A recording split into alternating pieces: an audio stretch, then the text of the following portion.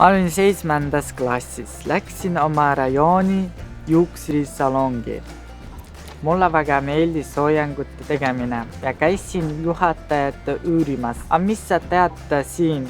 Mulle öelnud, sina oled poiss, mis sa tahad siit?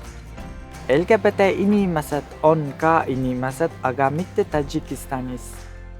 Kui teate seda, et ma olen gei, siis läksin asjad keeruliseks. Kõik oli minu jaoks kinni. Eestis saan ma olla mina ise. Ma läksin juuksurisse õppima, et komisjonis ütles, et kui sulle tuli õppimiseks, ütle mulle, mis mulle sobib.